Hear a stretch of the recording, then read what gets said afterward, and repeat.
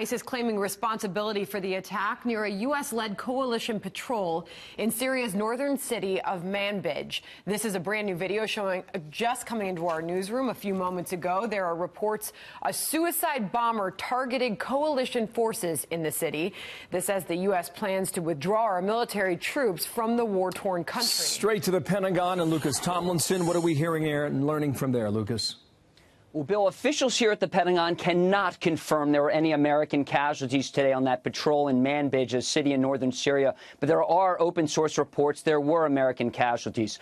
Just moments ago, the U.S.-led coalition confirmed in a tweet that American troops were on patrol in the area. Quote, "The U.S.-led coalition is aware of open-source reports regarding an explosion in Syria. Coalition forces conducted a routine patrol in Syria today. We are still gathering information and will share additional details at a later time." The city of Manbij in northern Syria was captured by a Kurdish-led force in 2016. Earlier this year, an American Delta Force commando was killed during a raid in the city of Manbij. More proof today, Bill, that ISIS has not been defeated in Syria despite the pronouncement from the president in a tweet last month.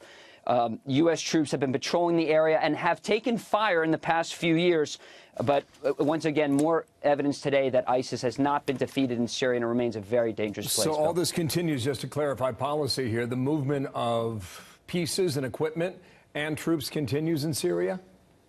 That's correct, Bill. In fact, the U.S. military says they've begun removing equipment from Syria.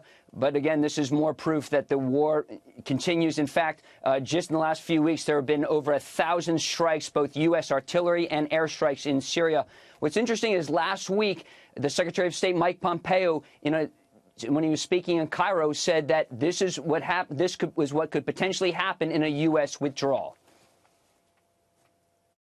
We learned that when America retreats, chaos often follows. When we neglect our friends, resentment builds. And when we partner with our enemies, they advance. We'll update you more, Bill, if we hear anything more from the Pentagon. But right now, the U.S. military cannot confirm American casualties, but there are reports out there that an ISIS suicide bomber attacked a U.S. military patrol in the city of Manbij. Bill, come on that. Thank you. Breaking news from the Pentagon there. Lucas, thanks.